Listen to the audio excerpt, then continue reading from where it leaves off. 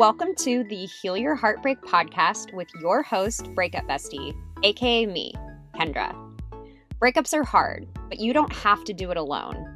Each week, I will be taking you through a different topic as it relates to breaking up, healing from heartbreak, growing in your single life, dating, and getting back into happier and healthier relationships. The goal of this show is to provide support, hope, tips, and to remind you that above all, this too shall pass. Welcome to episode 43 of the Heal Your Heartbreak podcast. And today's topic is going to be a little bit different than some of the other topics that I have covered on this podcast, but it is one that is very personally important to me, and honestly a topic that has influenced not only me becoming the breakup bestie and becoming a breakup coach, but has really heavily influenced how I have walked through breakups and how I now coach other people through their breakups, and that is my journey in sobriety. I am recording this episode this past Thursday, which is January 7th, and that happens to be my 8-year sobriety anniversary. So I wanted to give a little bit of background as to why I got sober, what my life has looked like sober, just so you can have a little bit of background, and then I'm going to go into the similarities between getting sober and going through a breakup. And this isn't, an advertisement for sobriety. This isn't to say any of you should or need to get sober, but this is just to show that there are certain principles when it comes to breakups, especially in the way that I coach people through breakups, that work across all different things, whether you need to get sober or, cut any kind of thing out of your life. So it's just to show that these principles really do work across all different components of our lives. And I think seeing some of these principles applied to a different area, like cutting out alcohol or getting sober, it will help you to see why it is so important, because in a lot of ways, I think going through a breakup is like getting sober from a particular person. It's a lot of the same things. So anyways, just a little bit of backstory. I won't get too, much into it, but I started drinking when I was 15, like I'm sure a lot of you listening did. And it was totally innocent, just high school, wanting to try alcohol at a party on a weekend, something like that. However, I'd say fortunately and unfortunately for me, my drinking took a turn pretty quickly. To give you some context, I started drinking at 15 and I got sober when I was 21. So it was very quick. But to spare you all the details, it started going downhill pretty quickly. And then I started facing some really serious consequences from alcohol. I was a blackout drinker, which for those of you that don't know, basically blacking out is when you drink so much that your parts of your brain essentially turn off and go to sleep. So you are, you're up walking around, you're doing things, but you have zero memory of what's happening. And I can even, look back on some pictures when I was, in a blackout, and you can tell like my eyes are open, but no one's home, if that makes sense. So I, became this blackout drinker. Not that I was trying to be. In fact, I tried everything to not be a blackout drinker, but I just process drinking a lot differently than other people. And I've been able to come to terms with that. But that level of behavior led me to multiple hospitalizations, injuries, car accidents, losing relationships, getting into really unhealthy relationships. During this time was when I was in my narcissistic and abusive relationship. So it just led me to some really, really dark places, and it got me to a place where I was completely isolated. I, due to my own behavior, lost a lot of friends and lost trust with a lot of people. I was also so full of shame from what I was doing, even though it was, at some point beyond my control and I was just a really sick person. But, nonetheless, I carried a lot of shame. I carried a lot of secrets around with me because I didn't want anyone to know what I was doing. Basically, it got to a point where alcohol was really, really ruining my life. It was becoming abundantly clear that I was heading down a path that would lead to something that I couldn't come back from, whether that was a serious injury, doing something that would cause me to no longer be around anymore. It got to that point where it was very scary. People were very worried about me. I was very worried about myself. And luckily, by a miracle, on January 7th, 2013, I finally said the words, "I need help." I looked at my mom and I said, "I need help." And I still get very choked up when I think about that moment because it was really powerful and it was the first time that I admitted that I couldn't do it by myself. And from that day, I have not had a drink, a drug. I have not taken anything that affects me from the neck up, is basically how I put it. I feel incredibly and abundantly lucky that the last 8 years of my life have not included drugs or alcohol. I feel so fortunate that I was able to turn my life around at a really young age because I have seen the effects of drugs and alcohol on so many people's lives, and I know what it can do to people's lives. And I feel, so grateful that I caught it early and that I've been able to stick with it. Now, that is not to say that it was just me, saying one day, okay, I'm going to stop drinking. And then I just stopped drinking and I never thought about it ever again. That's absolutely not what it looked like. I had an addiction to alcohol. I used alcohol as pretty much my main coping skill. It was how I had fun. It was, how I felt a part of. It was how I celebrated. It was how I mourned. It was how I dealt with stress. It was so intertwined with every aspect of my life that it took some time to unravel that and learn. Essentially, I had to learn how to live my life without alcohol. And that's where I'll start getting into how this resembles a breakup. When you're with someone, they are who you talk to at the end of a long stressful day at work. They are who you go on vacation with and how you have fun. Just like how when I was on vacation, I would, have fun with alcohol. We go on trips with our ex-partners and that's how we enjoy ourselves. So just like alcohol was so intertwined with my life, your ex was so intertwined with your life. And the goal of a breakup is to learn how to live your life without that person anymore. So that's how we start getting this overlap. For me to stay sober, I think to get sober was very hard, but the harder thing has been learning how to stay sober. Because there have been times in my life where I've been out with family or friends and everyone looks like they're having so much fun and someone offers a drink and I think, maybe I could do that. Maybe that was just a phase. I was just really young. Maybe I can handle it now. There have been a lot of times where there's been a lot of temptation, but I have the tools in order to not drink a day at a time. Just like I try to give people the tools to feel equipped to handle their life after a breakup.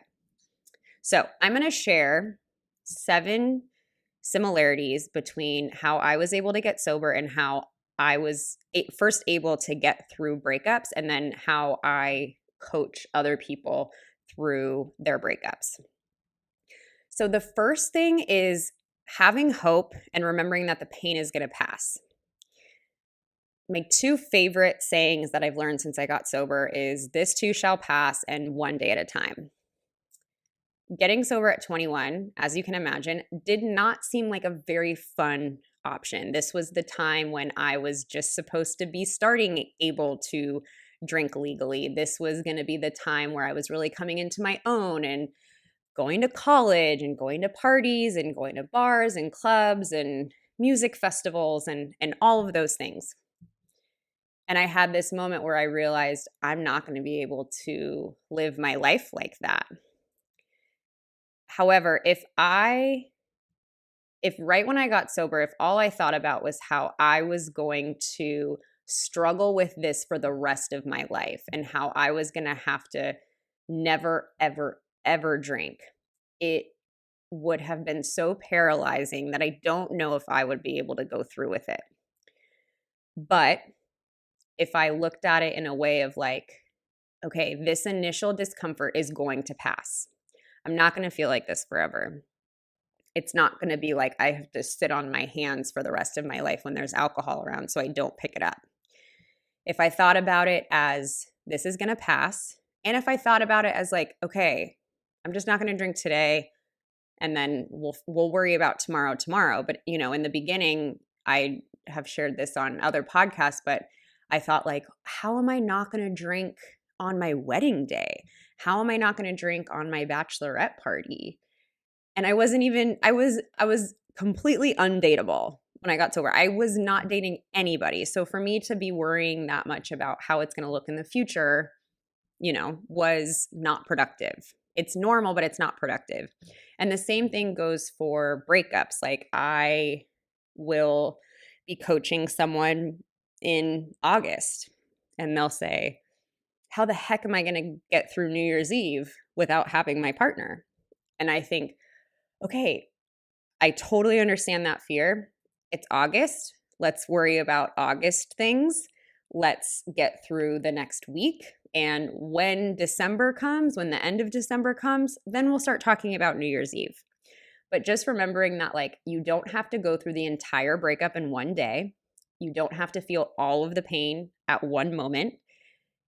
It's going to take some time, but just remembering that, like, you're going to go through a series of baby steps. Like, for me with sobriety, it was like going to my first wedding without taking a drink. That was a really big deal. It was a baby step, but for me, it was a huge deal. So the more of those like baby steps that I was able to overcome, the easier and more manageable it began to feel. And just always remembering, like, when I was in the thick of the discomfort and the pain, just to know that, like, I'm not going to feel this way forever. I'm not going to feel this way forever.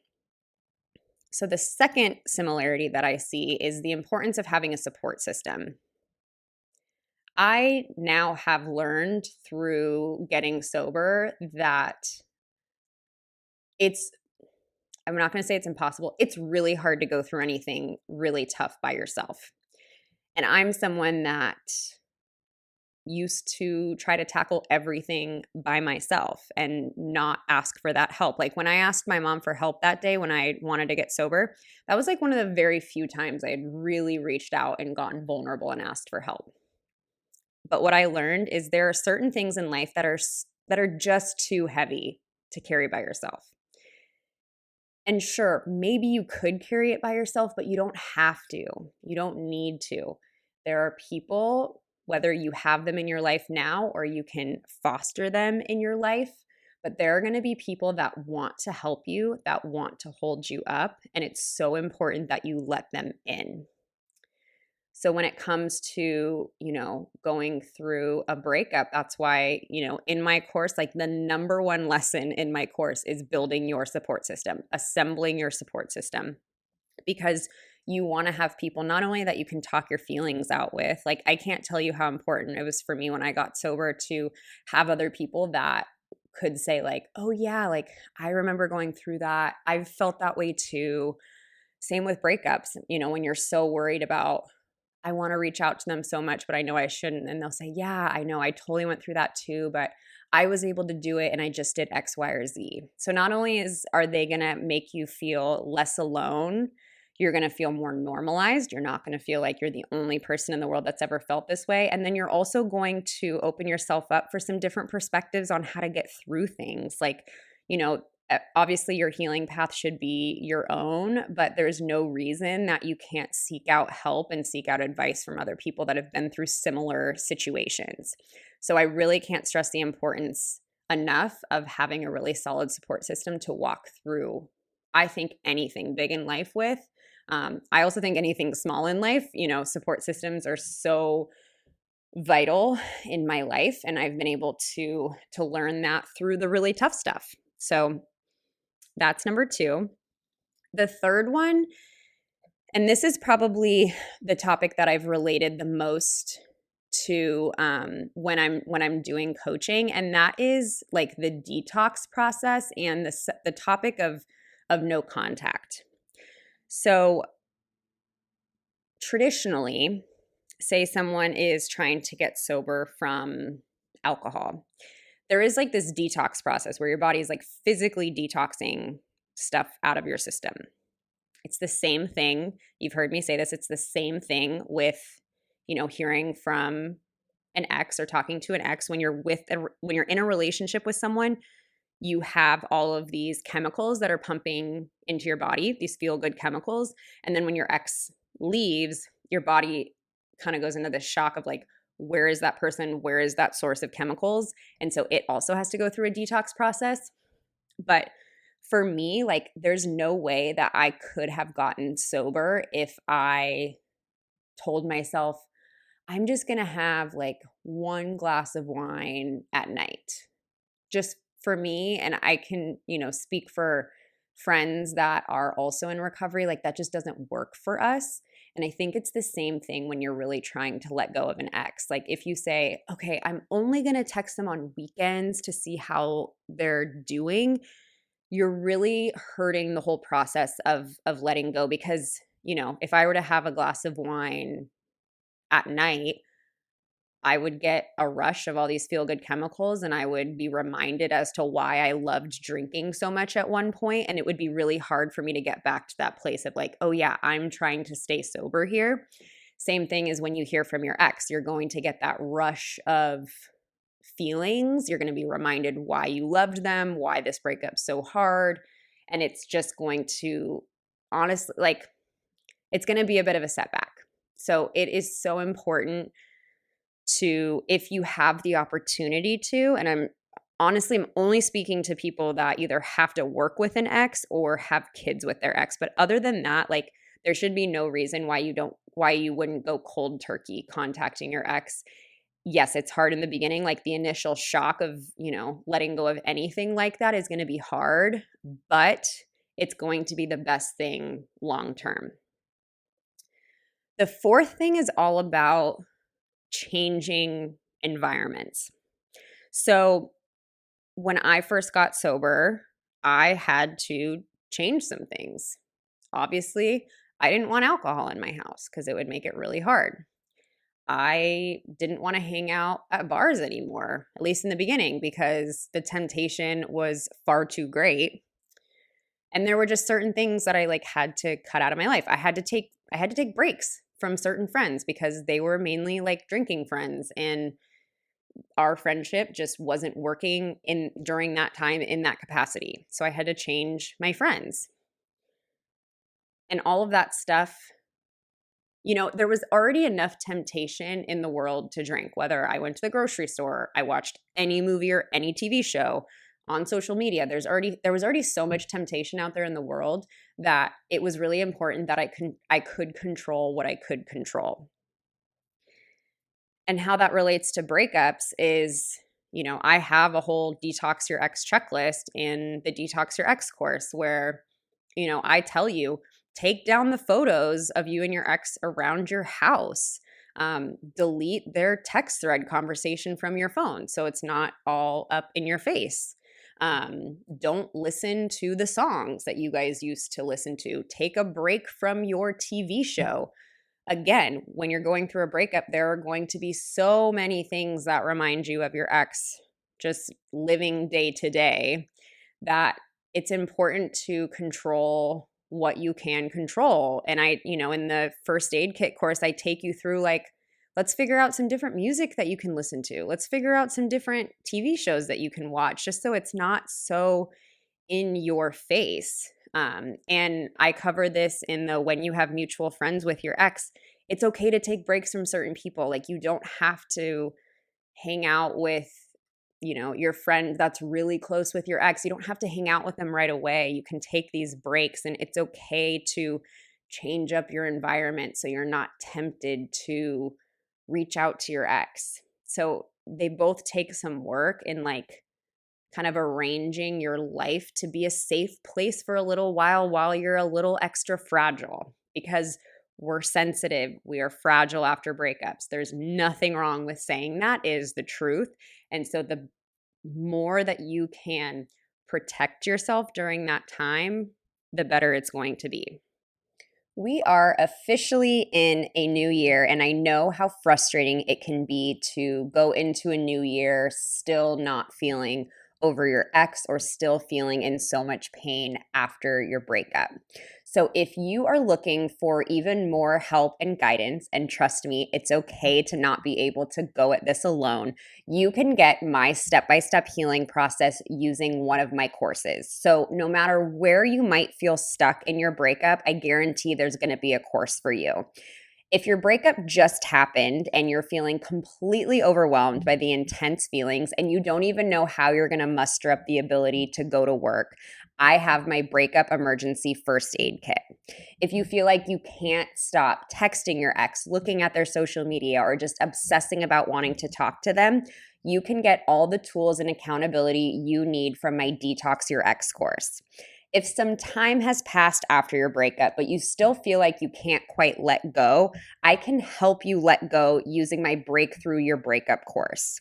If you feel like you might be ready to start dating again in 2021, but you're scared to get hurt again, or you don't trust yourself to date, I will give you everything you need to feel confident moving forward in my Moving On After Heartbreak course. If you want all of the things I just mentioned, so getting help with your breakup from start to finish, you can grab my signature course, Heal Your Breakup. And for my podcast listeners, you can use the code PODCAST to get $25 off the Heal Your Breakup course price. All of my courses I just mentioned include videos from me, a workbook, and my 90-day breakup journal to help you feel completely supported and guided through this process. And with the new year, I am officially opening up my one-on-one coaching sessions. So to get started on that, or to learn more, you can head to the link in the show notes or head to my Instagram to apply for coaching and start working with me directly. So head to the link in my show notes to find more info on my courses, take the quiz to figure out which course is best for you, and to get more info and apply for one-to-one coaching with me. Now, back to the episode. So change up the environment. The next thing is learning new coping skills, or essentially just like doing things a little bit differently. As I mentioned in the beginning, alcohol for me was the way that I dealt with stress, the way that I dealt with fear, the way that I celebrated, the way I wound down. And in past relationships, my ex was who I called when I needed to talk about something. When something good happened, they were the first person that I wanted to call. When I was thinking of what I wanted to do on the weekend, they were the first person that I wanted to make plans with.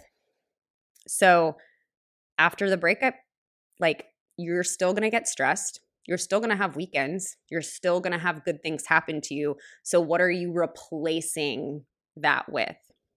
When you have a stressful day, like, who's another friend that's a great listener that's really good at calming you down? Call that person instead. On the weekends, like, who's a great, if you're an adventurous person who likes hiking, like, who's a friend that's adventurous that likes hiking who you can call and make plans with this weekend?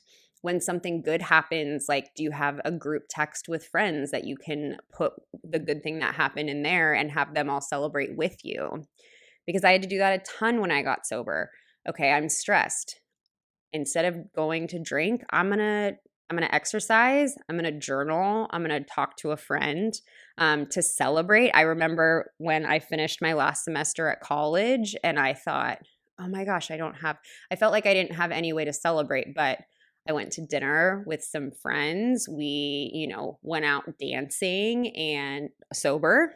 So there's always going to be an alternative, and it's important not to deny yourself that. It's important not to just be like, well, my ex isn't here anymore, so I guess I'll just sit by myself when I'm stressed. No, that's not going to be the way that you heal. It's so important to find replacements for that in a healthy way. The next thing is using it as an opportunity to grow. I think as human beings, as motivated as we might think we are, as focused on growth and self-development we might think we are, at the end of the day, our biggest motivator to work on ourselves and make changes is typically when we're in pain or when we're really uncomfortable. A lot of people don't make changes to their health until they have something like really bad happen, like a heart attack. Or some people don't don't quit their job that they hate until they have like a near-death experience that reminds them that like life's really short. So we just don't get a lot of opportunities to really commit to making changes and growing.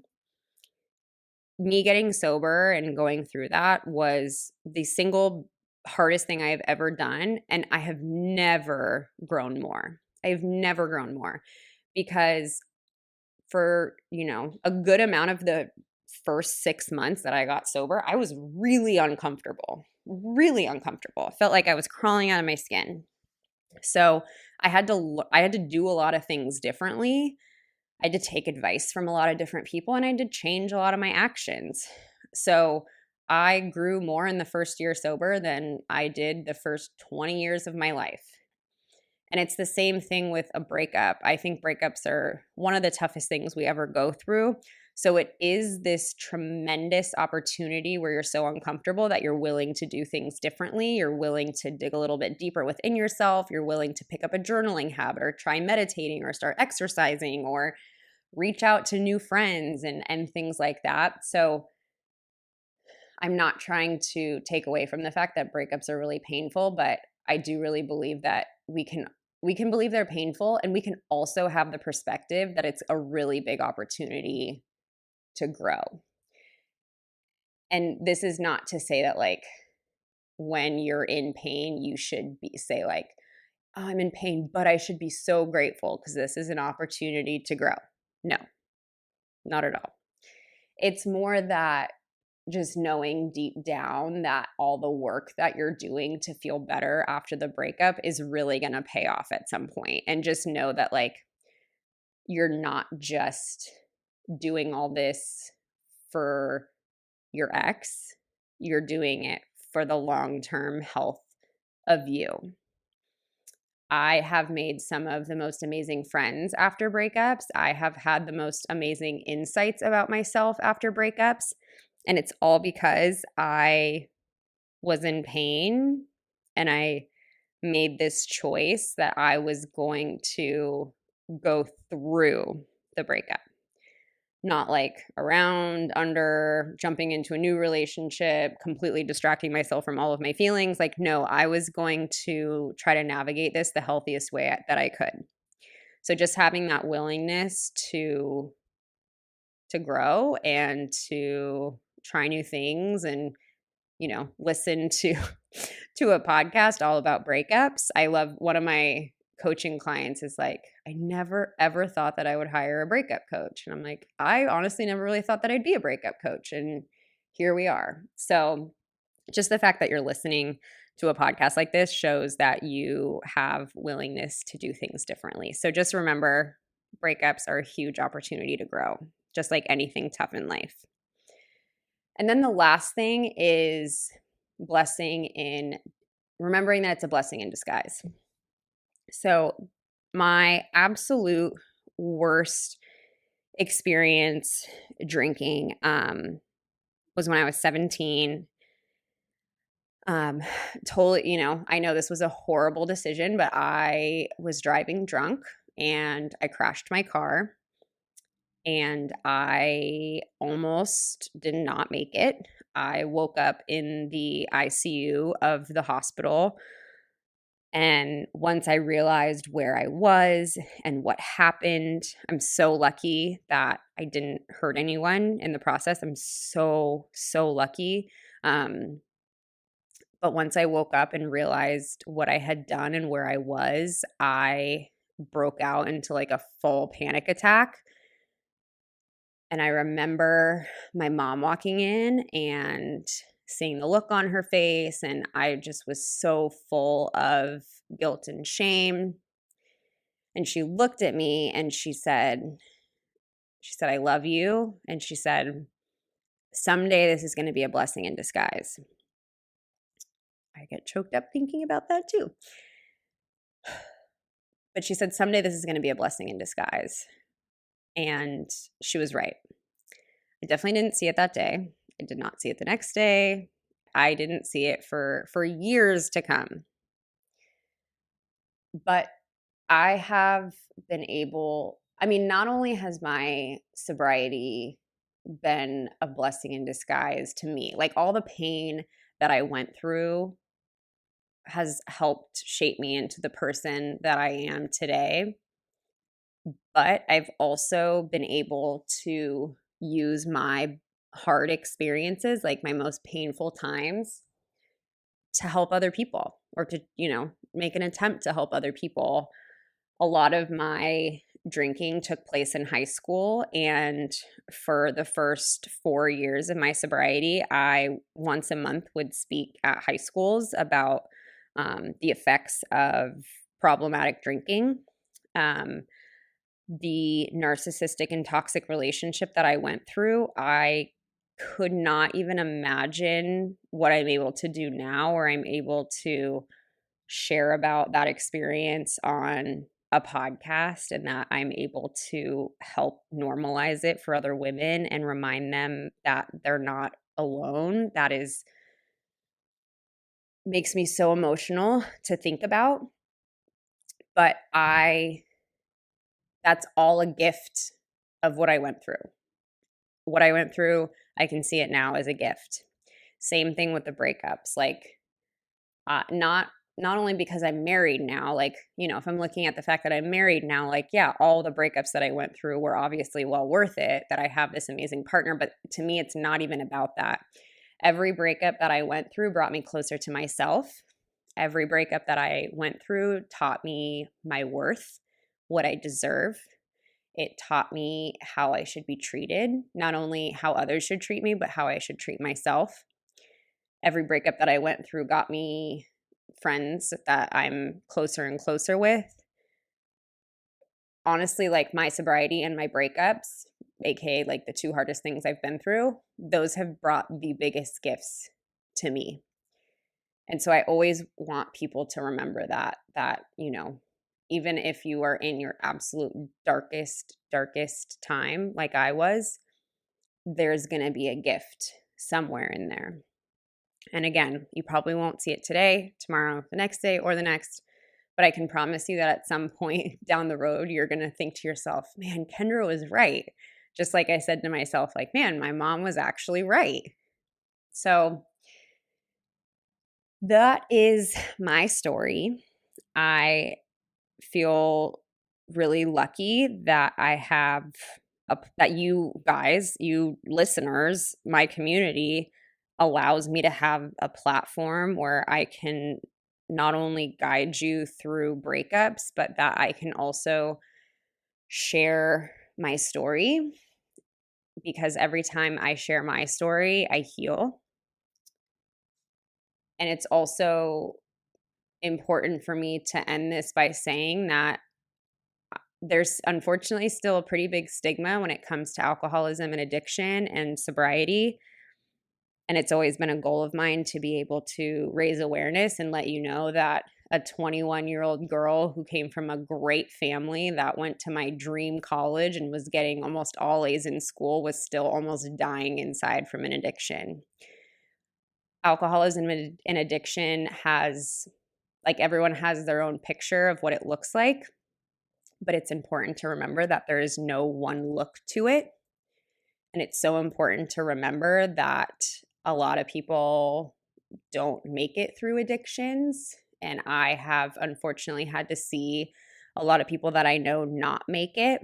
So if you are someone that is struggling with an addiction, if you have a family member that is struggling with an addiction, I always want to make myself a resource for that, to ask questions. And I just want to remind you that there is always help. There is always another way out. I could never picture my life sober before, but it's not something I could picture my life without at this point. So I love all of you guys. This was a great way to commemorate my 8-year anniversary and to remind you that we all go through really tough stuff, but there's always a solution. So I will see you guys back here next week. I hope you enjoyed today's show. If you loved it, I hope you'll leave me a review and share with your friends. If you're interested in learning more about my course, Heal Your Breakup, where I take you step by step through my entire healing process, you can find more info at my website, breakupbestie.com.